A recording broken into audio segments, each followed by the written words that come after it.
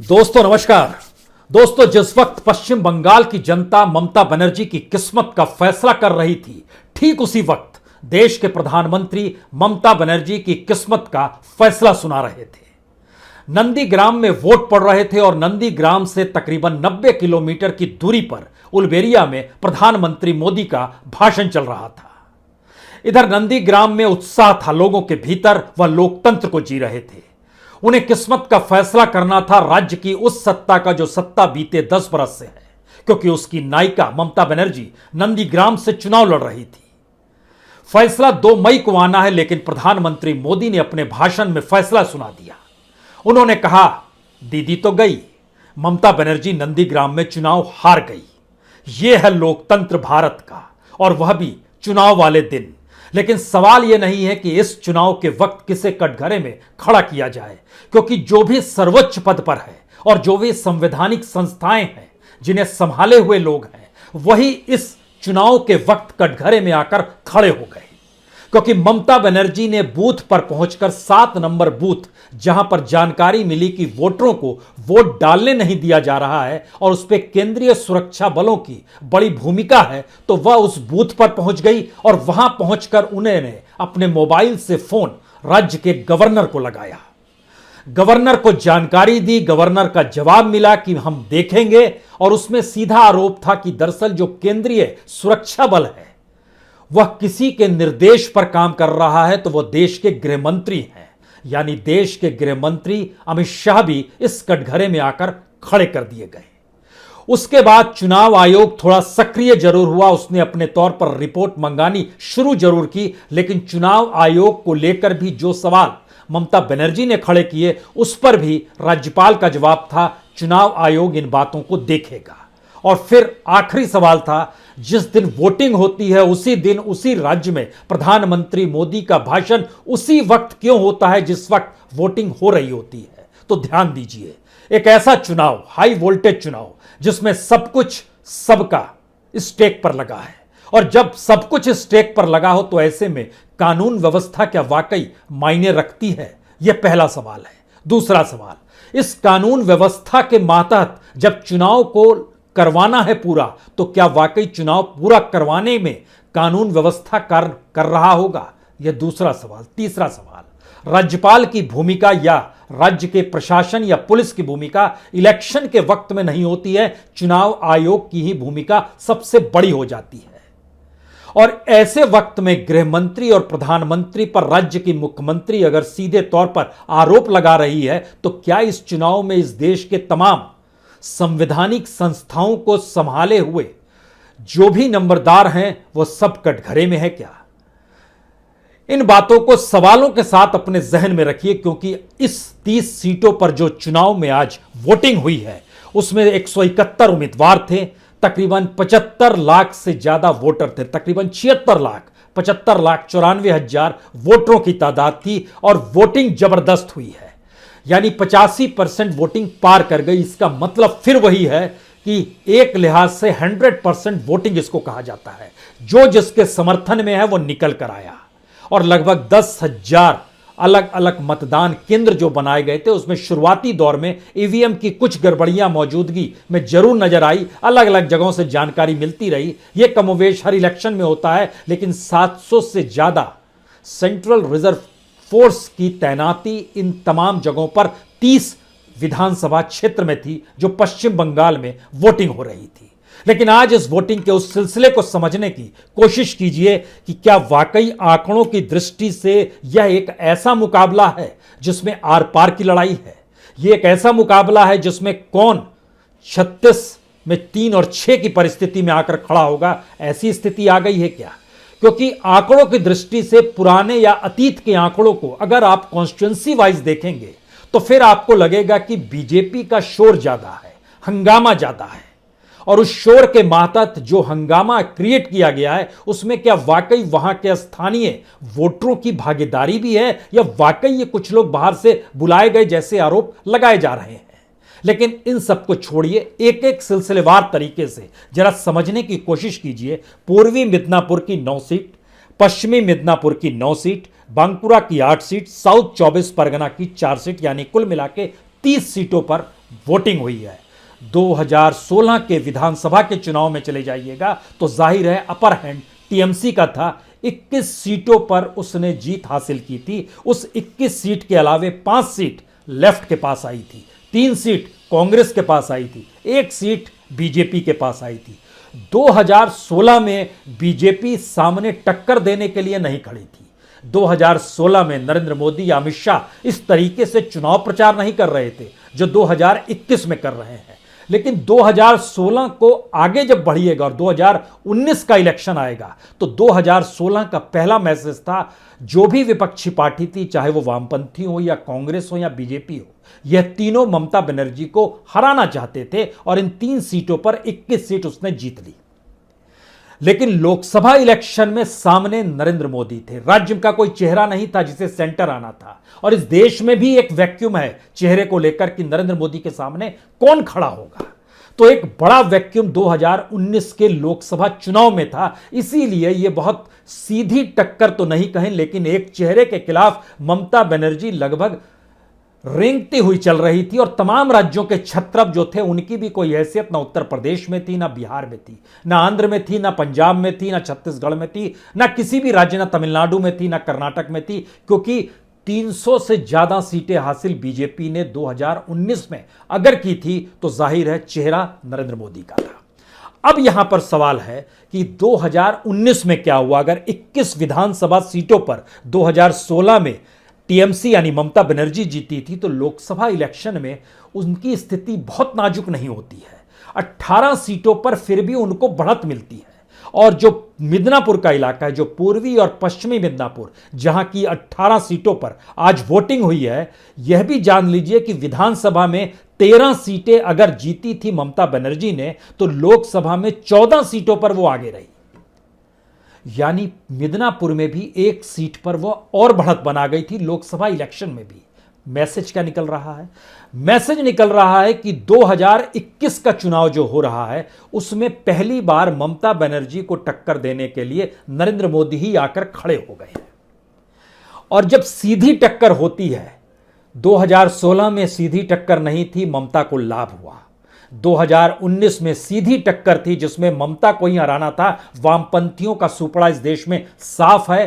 कांग्रेस कहीं टिक नहीं पा रही थी तो राज्य में ममता बनर्जी ही थी। और जब दोनों आमने सामने खड़े थे तो 18 सीट पर ममता बनर्जी आगे रहती है, 12 सीट पर बीजेपी आगे रहती है। यानी बीजेपी कोई 11 सीट का लाभ मिल जाता है 2019 के लोकसभा सीट पर। अब आइए 2021 में जब दोनों आमने सामने खड़े हैं, इसका पहला मतलब यह है कि वामपंथियों की कोई जगह नहीं, कांग्रेस की कोई जगह नहीं, या अन्य जो भी निर्दलीय या जो भी उम्मीदवार हैं उनके बीच में कोई मुकाबला नहीं है। मुकाबला सीधे बीजेपी और टीएमसी में है, नरेंद्र मोदी वर्सेस ममता बनर्जी में है। तो सीधी टक्कर का लाभ अगर लोकसभा के इलेक्शन में बाकी गायब हो जाते और ममता बनर्जी 18 सीटों पर जीतती है, लाभ अगर उन्हें अपने घाटा ना होने की परिस्थिति में मिलता है तो दूसरी तरफ बीजेपी को लाभ मिलता है। यही वो गिमिक है जिस गिमिक के आश्रय बीजेपी चल पड़ी है। लेकिन हमें लगता है कि आज एक एक सीट का एनालिसिस करने की जरूरत है। उसकी वजह बहुत साफ है। उसकी सबसे बड़ी वजह यह है कि मिदनापुर की जो 18 सीटों की परिस्थिति है उसमें अगर आप देखना शुरू कीजिएगा तो इन तमाम जगहों पर एक चीज नजर आएगी कि टीएमसी कमोवेश लोकसभा के इलेक्शन में भी काफी आगे रही। हालांकि पश्चिमी मिदनापुर एक बड़ा केंद्र माना जाता है कि वहां पर बीजेपी उस वक्त दिलीप घोष चुनाव लड़े थे, वो चुनाव जीते भी थे। और जो नारायणगढ़ का इलाका है वह पश्चिमी मिदनापुर में जहां आज वोटिंग हुई। लेकिन उससे पहले जैसे ही हम दिलीप घोष का जिक्र करें कि 2019 का इलेक्शन वो जीते, उससे ठीक पहले एक चीज और जहन में रखिए। दिलीप घोष खड़गपुर सदर से 2016 में चुनाव जीतते हैं और 2019 में वह लोकसभा का चुनाव लड़ते हैं। और 2019 में लोकसभा चुनाव के तुरंत बाद खड़गपुर सदर में उपचुनाव होता है। दिलीप घोष बीजेपी के अध्यक्ष हैं, वो सांसद का पद हासिल कर लेते हैं। लेकिन दूसरी तरफ क्या स्थिति है, विधानसभा में 2019 के बाद जो उपचुनाव होता है उसमें खड़गपुर सदर की सीट बीजेपी गंवा देती है। टीएमसी वहां भी 70,000 वोट उसे मिलते हैं तो लगभग 55,000 वोट बीजेपी को मिलते हैं। यानी ऐसा क्या हुआ कि लोकसभा चुनाव के तुरंत बाद उपचुनाव आया, वहां भी बीजेपी चुनाव हार गई। लेकिन बहरहाल नारायणगढ़ एकमात्र इलाका था जो पश्चिमी मिदनापुर में, अगर आप घूम फिर के आइएगा तो पश्चिमी मिदनापुर की 3 सीटें थी जहां लोकसभा चुनाव में बीजेपी आगे चली थी। उसमें एक नारायणगढ़ की सीट थी, दूसरी देवरा की सीट थी। भारती घोष यह भी विधानसभा चुनाव लड़ रही हैं, जो कि लोकसभा चुनाव हार गई थी, लेकिन देवरा की सीट में उनको 84,000 वोट मिले थे लोकसभा इलेक्शन के वक्त। टीएमसी के कैंडिडेट को 80,000 वोट मिले थे। और तीसरी जो सीट थी बीजेपी के हाथ में, वो खड़गपुर सदर की आई थी, जिसमें दिलीप घोष खुद लोकसभा का चुनाव लड़ रहे थे, तो उनको 93,000 वोट मिले थे। और टीएमसी के मानस रंजन बुनिया खड़े थे, उनको लगभग 48,000 वोट मिले थे। इसका मतलब ये है कि पश्चिमी मिदनापुर की जो 9 सीटें हैं, इन 9 सीटों का जब आप एनालिसिस करना शुरू कीजिएगा, और वहाँ से हमने जो तमाम जो रिपोर्टर हैं, स्ट्रिंगर हैं, जिन लोगों से बातचीत हमने की, उसमें कुछ चीज़ें निकल कर आई कि ज़्यादातर सीट पर टीएमसी, 5 सीटों पर टीएमसी चुनाव जीत सकती है, और 4 सीट ऐसी है पश्चिमी मिदनापुर की, सबंग, केशपुर, घाटल, दासपुर और चंद्रकोना ऐसी है सीट पश्चिमी मिदनापुर की जहां पर टीएमसी चुनाव जीत सकती है। लेकिन देवरा, खड़गपुर सदर, नारायणगढ़ और पिंगला में बड़ी क्लोज फाइट है, बड़ी नजदीकी फाइट है। तो इन 4 सीट को अगर आप हवाले भी कर देते हैं बीजेपी के, तो भी 5-4 की परिस्थिति पश्चिमी मिदनापुर में बनती है, जो क्लोज फाइट वाली है।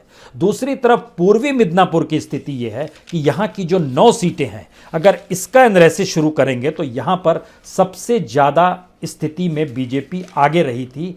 बीजेपी तकरीबन इन जगहों पर जो आगे रही, उसमें एक एक सीट पर अगर चलें पूर्वी मिदनापुर में, तो तमलुक में टीएमसी आगे रही थी, बीजेपी आगे यहां पर रही। बीजेपी किसी भी सीट पर आगे, बीजेपी सिर्फ एक पांशकुला पश्चिम की सीट है जहां पर आगे रही थी भारती घोष, जिनको 97,000 वोट मिले थे लोकसभा इलेक्शन में। दीपक अधिकारी बीजेपी टीएमसी के थे, जिनको कम वोट मिले थे। यानी पूर्वी मिदनापुर में सिर्फ एक ही सीट ऐसी है जहां पर लोकसभा इलेक्शन में भी बीजेपी के स्टेक हाई थे। बाकी तमाम तमलुक, मैया, नंदा कुमार, हल्दिया, मोयना, नंदीग्राम, चांदीपुर, पांशकुला पश्चिम, पांशकुला पूर्व, पांशकुला पश्चिम छोड़ के बाकी तमाम जगहों पर टीएमसी आगे थी। लेकिन यहां का जब एनालिसिस सामने आना शुरू हुआ तो उसमें फिर यह निकल कर आया कि पांशकुला पश्चिम, तामलुक, मही, सादल, नांदकुमार, चांदीपुर में यहां पर कमोवेश टीएमसी की स्थिति और बीजेपी की स्थिति एक टक्कर देने वाली है, लेकिन उसमें हाई स्टेक पर टीएमसी है। नंदीग्राम, पंसकुरापुर, मोयना और हल्दिया में माना गया कि क्लोज फाइट है। यानी ध्यान दीजिए, टीएमसी लगभग इन 18 सीटों में से 10 सीट जीतने की स्थिति में है, और जो बाकी की 8 सीट है जो क्लोज फाइट की स्थिति में है, इसमें 3 सीट माना जा रहा है कि बीजेपी जीतेगी, लेकिन इसको अगर आप बढ़ाएंगे तो 8 सीट तक, यानी 10-8 का रेशियो मिदनापुर में निकल कर आता है। और मिदनापुर में एक खासियत और आपको बताएं कि यहां पर बड़ी तादाद में वोटिंग जो हुई है, इसमें महिलाओं का योगदान जबरदस्त रहा है। महिलाओं की मौजूदगी ने कमाल का काम किया। ये शायद ममता बनर्जी के हक में काम किया होगा, लेकिन इसके ठीक पैरेलल में अगर आपके दिमाग में एक दूसरी चीज आए, हम आपको 5 टॉप मोस्ट चेहरे बतलाते हैं जो बीजेपी के चेहरे हैं। उससे आप थोड़ा समझ पाएंगे कि भारत की राजनीति में अभी तक सोशल इंजीनियरिंग का जिक्र होता था, यह पहली बार इलेक्ट्रल इंजीनियरिंग का जिक्र बीजेपी ने शुरू किया है। नंदीग्राम में शुभेंदु अधिकारी इनके चेहरे हैं, कहां से आए हैं? टीएमसी के एमएलए थे। हल्दिया में तापसी मंडल इनकी चेहरी है, ये कहां से आई है? ये सीपीएम की एमएलए हुआ करते थे। विष्णुपुर में तन्मय घोष हैं, ये कहां के चेहरे हैं? यह भी टीएमसी नेता हुआ करते थे। मोयना में अशोक डिंडा को, पूर्व क्रिकेटर, एक लोकप्रिय चेहरा है, उसको उतार दिया। और डेबरा में भारती घोष चेहरा है जो कि पूर्व आईपीएस है, इनको उतार दिया गया। और जिस खड़गपुर सदर में हिरेन को उतारा गया, वह हिरेन इससे पहले टीएमसी के युवा नेताओं की मंडली के नेता थे। वो एक अभिनेता है और उनको बीजेपी ने अपना खड़गपुर सदर में उनको अपना फेस बना दिया है। यानी एक ध्यान दीजिए अगर कि कौन सा चेहरा है, किधर से आया है, तो बीजेपी से निकला हुआ चेहरा या आरएसएस से निकला हुआ चेहरा आपको कोई नजर नहीं आएगा। लेकिन एक दूसरा पक्ष इसका यह है कि आरएसएस ने अपने तौर पर बीजेपी को भी जानकारी दी कि यह जमीन राजनीतिक तौर पर ध्रुवीकरण के साथ तैयार हो गई है। अब आप इस मैदान में कूद सकते हैं। तो बीजेपी इस मैदान में जब कूदी, बीजेपी इससे पहले भी कूदी थी, लेकिन स्टेक इतने हाई नहीं थे। जहां पर देश के गृह मंत्री, जहां पर प्रधानमंत्री, हर कोई ना सिर्फ रैली कर रहा है बल्कि रोड शो कर रहा है, स्टेक हाई हो जाते हैं। और कैबिनेट कमोवेश हर राज्य में जाती ही है, इसमें कुछ छुपा हुआ नहीं है। लेकिन प्राइम मिनिस्टर और होम मिनिस्टर जब इस रूप में चले जाएं, और सेंट्रल फोर्स तो होम मिनिस्ट्री के अधीन रहती है, तो ये आरोप जाहिर है ममता बनर्जी को लगाना भी आसान होगा। लेकिन इलेक्शन कमीशन को अपने दागों को धोने के लिए कुछ नई चीजों को रखना होगा। गवर्नर से बातचीत बूथ में बैठकर हुई है, उन्हें भी जवाब देना होगा। बहरहाल, पश्चिमी मिदनापुर और पूर्वी मिदनापुर के बाद जो खास तौर पर ये एक नया जिला जुड़ा, उसमें इलाका है दक्षिणी 24 परगना का। 4 सीटों पर यहां पर वोटिंग हुई है। गौसाबा जो सुरक्षित सीट है, पाथर प्रतिमा, कानदीप, सागर, 4 सीट है। लेकिन ये चारों सीट पर कभी भी बीजेपी आगे नहीं रही है, चाहे वो विधानसभा का वक्त हुआ हो या लोकसभा का वक्त हुआ हो। यहां पर सवाल है कि ध्रुवीकरण कितना ज्यादा होगा। बीजेपी को चुनाव जीतने के लिए लगभग 60% ध्रुवीकरण 70% हिंदू वोटरों में करना होगा।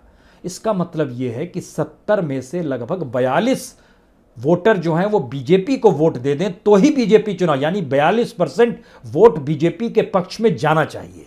तो क्या ध्रुवीकरण संभव है या ध्रुवीकरण हो पाया है, यह एक सवाल है। लेकिन दक्षिणी 24 परगना की गोसाबा सीट, पाथर प्रतिमा, काकद्वीप और सागर की सीट है, इसमें जो सबसे करीबी रेंज की परिस्थिति भी जो आती है वो एक सुरक्षित सीट जो गोसाबा की है। यहां पर हालांकि बीजेपी को लोकसभा इलेक्शन में भी 72,000 वोट मिले थे। लेकिन यह भी जरा समझना होगा, 2016 में जब बीजेपी कहीं नहीं थी, इन तमाम जगहों पर देखिएगा दक्षिणी 24 परगना में कहीं भी बीजेपी को वोट 10,000 से ज्यादा नहीं मिला। सिर्फ एक गोसाबा की सीट है जहां पर 11,504 वोट मिले। बाकी कहीं 6,000 वोट मिले, कहीं 7,000 वोट मिले, कहीं 6,500 वोट मिले। लेकिन जैसे ही आप लोकसभा के रेंज में आते हैं तो बीजेपी के वोट लगभग 70 से 90,000 के बीच में ट्रेवल करते हैं। लेकिन दूसरी तरफ जीतने वाला जो शख्स है, जो टीएमसी के शख्स रहे या उनको जो बढ़त मिली, वह लगभग 1,05,000 से लेकर 1,15,000 के बीच में ट्रेवल करते हैं। इन जगहों पर क्या वाकई बीजेपी इतना ध्रुवीकरण कर पाएगी? अगर इसके नंदीग्राम का हम जिक्र खासतौर से आखिर में करेंगे, बताएंगे वहां की क्या परिस्थिति बन रही है। लेकिन जब ध्रुवीकरण की परिस्थितियों में आ रहे हैं तो इन 4 जगहों पर अगर सीधे सीधे ध्रुवीकरण को बेस बना लिया जाए तो इसका मतलब है कि टीएमसी जो शुरुआत कर रही है वो 15% वोट से शुरुआत कर रही है। यानी सामने वाले को जीतने के लिए 30% वोट चाहिए। ये 15% अल्पसंख्यकों के हैं, कुछ दलितों के हैं, कुछ ओबीसी के वोट भी हैं और कुछ अपर कास्ट, उनको मिला लीजिए, बेस कैडर मिलाइएगा तो लगभग 15 से 18% वोट टीएमसी की शुरुआत होती है 24 परगना में। अब यहां से शुरुआत है कि ध्रुवीकरण जैसे ही होगा आपको चाहिए लगभग 42%, और 42% में जब आप उसको काउंटर करने निकलेंगे तो इसका मतलब यह है कि अगर 18% तो आपके पास कम से कम 30% एक बेस होना चाहिए। वह बेस ध्रुवीकरण के साथ अगर बना है तो उसमें 30% और जोड़ना है, क्योंकि आपको 60% ध्रुवीकरण के बगैर चीजें आपकी इंप्लीमेंट हो नहीं पाएगी। इसलिए इन चारों जगहों में सिर्फ एक सुरक्षित सीट गोसाबा है जो अनुकूल बीजेपी के है, लेकिन बाकी जगहों पर संकट है। क्लोज फाइट यहां पर नहीं कहेंगे हम। क्लोज फाइट इसलिए नहीं कहेंगे क्योंकि इन जगहों पर कहीं कहीं योगदान, कहीं कहीं परिस्थितियों की नाजुक स्थिति इसलिए है थोड़ी बहुत, क्योंकि जो तूफान आया था, समुद्री तूफान आया था, और ये पूरा इलाका जो है एक लिहाज से बांग्लादेश के करीब का है, सटा हुआ इलाका है। यहाँ पर मुआवजे को लेकर बड़ा आक्रोश था। हालांकि ममता बनर्जी ने यहाँ फिर काम शुरू किया, जिन्होंने गड़बड़ी की थी उन्हें सस्पेंड किया, पार्टी से निकाला, लेकिन वह दर्द अभी भी यहाँ के लोगों में है। वह वोट परसेंटेज को भी अगर आप जोड़ते हैं तो ये वोट परसेंटेज 90,000 से ज़्यादा नहीं जाता है। और चूंकि डायरेक्ट फाइट की स्थिति में, इसलिए जीतने वाले को 1 लाख प्लस चाहिए ही। तो क्लोज फाइट का मतलब यह होता है कि लगभग 10 से 15,000 का अंतर रहे। यह स्थिति 24 परगना में थोड़ी संकटपूर्ण लगती है। जो बांकुरा की स्थिति है, बांकुरा की जो आठ सीटें हैं, तालडागरा, बांकुरा, बरजोरा, ओंदा, विष्णुपुर, कुतुलपुर, इंडास और सोनामुखी। इसमें अगर आप ध्यान दीजिएगा तो बीजेपी की स्थिति कॉम्पिटिटिवली बांकुड़ा की जो 8 सीट है, ये कमोवेश 8 सीट पर लोकसभा के इलेक्शन में बीजेपी आगे रही थी। लेकिन जब आप विधानसभा में आइएगा तो बीजेपी कहीं नहीं टिकती है तो बीजेपी के बदले वहां पर कई जगहों पर कांग्रेस, जैसे बांकुड़ा में कांग्रेस चुनाव जीत गई थी विधानसभा का, सोनामुखी में लेफ्ट जीत गई थी, सीपीएम वहां पर चुनाव जीत गई थी, कांग्रेस विष्णुपुर में भी चुनाव जीत गई थी। इसका मतलब है कि विधानसभा से लोकसभा आते आते बांकुड़ा की परिस्थिति में एक बड़ा व्यापक परिवर्तन हुआ, क्योंकि बीजेपी के जो डॉक्टर सुहास सरकार थे और जो बीजेपी के सुमित्रा खान थी, इनके रेंज में ये सीटें आती थी। इन्होंने बढ़त बनाई बांकुड़ा के हर क्षेत्र में। सवाल यह है कि यह बढ़त क्या कंटिन्यू करेगी? बांकुड़ा सबसे मजबूत स्थिति बीजेपी की है इस पूरे रेंज के भीतर में अगर आप देखेंगे, लेकिन उसके बावजूद भी 3 सीटें ऐसी हैं जहां पर बहुत तगड़ा मुकाबला सीधे तौर पर नजर आ रहा है। और इन 3 सीटों का मतलब है इंडास, जो कि सुरक्षित सीट है, यहां पर आपको तगड़ा मुकाबला रहेगा। दूसरी कुतुलपुर की सीट है, यह भी सुरक्षित सीट है, यहां पर भी तगड़ा मुकाबला खुले तौर पर नजर आ रहा है। और तीसरी सीट है तालडागरा, जहां पर बहुत क्लोज मामला तीनों का नजर आ रहा है। बाकी 5 सीटों में 3 सीट टीएमसी के पास है, 2 सीट बीजेपी के पास है। यह बांकुड़ा की एक स्थिति बन रही है।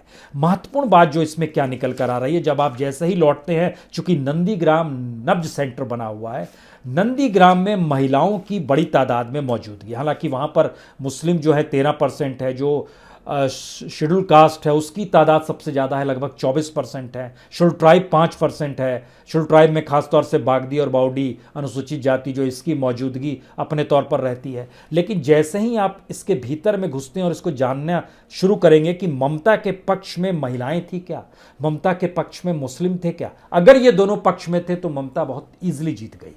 लेकिन अगर महिलाएं भी बट गई इलेक्शन के बीच में वोट देते वक्त, तब दूसरा सवाल आकर खड़ा हो जाएगा, शेड्यूल कास्ट बटा है या वो एकमुश्त किसी के पक्ष में चला गया है या नहीं गया है।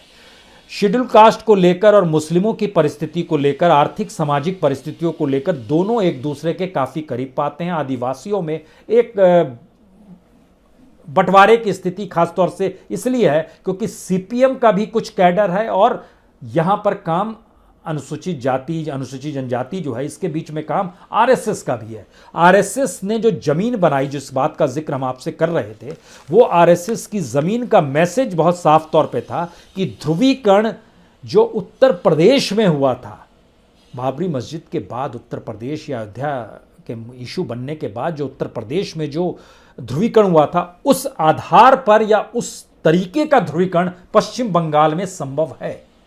लेकिन मुश्किल यह है कि पश्चिम बंगाल में मुस्लिमों की संख्या उत्तर प्रदेश के मुस्लिमों की संख्या से लगभग 10% ज्यादा है। यही सबसे बड़ा सवाल है और इसमें ध्रुवीकरण आपको बड़ा व्यापक करना होगा। तो उत्तर प्रदेश के ध्रुवीकरण के रेंज को समझिए और पश्चिम बंगाल के ध्रुवीकरण के रेंज को समझिए। पश्चिम बंगाल में लगातार जो वहां पर स्थितियां रही हैं, हिंदू मुस्लिम एक साथ रहे हैं। बांग्लादेश भाषा के आधार पर बना, हिंदू मुस्लिम के नाम पर नहीं बना था। उसमें भाषा था, उसमें वहाँ का संघर्ष था, वहाँ के सामाजिक मुद्दे थे और फिर पाकिस्तान की एंट्री दूसरी तरफ से थी। यह थोड़ा समझना चाहिए। ये पाकिस्तान की तरफ बांग्लादेश को ट्रीट नहीं किया जा सकता है। इसीलिए प्राइम मिनिस्टर इस इलेक्शन के बीच में बांग्लादेश जाकर उन लोगों को मैसेज भी कन्वे कर आए जिसका जिक्र ममता बनर्जी ने किया और इलेक्शन कमीशन से कहा कैसे संभव है, जो मातुआ समाज का जिक्र है, जो राज्य की 40 सीटों को प्रभावित करता है और अलग अलग जगहों पर से उसकी मौजूदगी लगभग 3 से 4% रहती है, वो क्यों कर रहे हैं। तो इसका मतलब है कि यह एक इलेक्ट्रल इंजीनियरिंग का जिक्र था। कैंडिडेट दूसरी पॉलिटिकल पार्टी के उठाइए, प्रभावित केंद्र की नीतियों से करिए, केंद्र की अपनी स्ट्रेटजी से कीजिए और पश्चिम बंगाल में अपने प्रोसेस को बना लीजिए। लेकिन इस बनाने के प्रोसेस में हमें लगता है कि शायद इस 30 सीटों पर जो स्थिति बन रही है, यह कमोवेश टीएमसी को 18 और 21 के बीच में ही लाकर खड़ा कर रही है। जो लोकसभा की 18 सीटों पर आगे थी और विधानसभा की 21 सीटों पर आगे थी, इसी बीच में ही वो टीएमसी को खड़ा कर रही है। यानी 18 से कम होगा नहीं, 21 से ज़्यादा होगा नहीं। ये परिस्थिति। अब सवाल है, जो बीजेपी थी उसकी स्थिति जो 1 विधानसभा में जीती थी और 12 लोकसभा में बढ़त बना ली थी, उसकी स्थिति भी इसी बीच में ट्रेवल कर रही है। वह 1 से लेकर 12 के बीच में ही ट्रेवल कर रही है। वह जैसे जैसे 12 से कम होगी वैसे वैसे लाभ टीएमसी को होगा। जैसे जैसे 1 से बढ़ती शुरू करेगी उतना फायदा उसको होता चला जाएगा और दूसरों को घाटा होता चला जाएगा। लेकिन आखिरी बात, इन 60 सीटों पर जो जंगल महल और 24 परगना के इलाके में जो पूरी की पूरी वोटिंग हुई है, इस 60 सीटों का मैसेज बहुत साफ है कि ये एक परसेप्शन की लड़ाई बीजेपी पूरे राज्य में डेवलप करना चाह रही है। इसीलिए प्रधानमंत्री कहते हैं दीदी तो गई, ममता तो गई, क्योंकि यह एक मेंटल एस्पेक्ट है जिसमें अगर ये महसूस हो जाए कि ममता चुनाव हार गई, ममता बाहर हो गई, तो फिर बीजेपी के लिए रास्ता खुल जाएगा। लेकिन बीजेपी की अपने वोट बैंक की स्ट्रेटजी उसके अपने प्रचार पर जुड़ी है, उसके अपनी उस स्ट्रेटजी पर जुड़ी है जिस स्ट्रेटजी का जिक्र आज खुले तौर पर ममता बनर्जी ने राज्यपाल को फोन लगाकर कर दिया। बहुत बहुत शुक्रिया, बहुत बहुत शुक्रिया।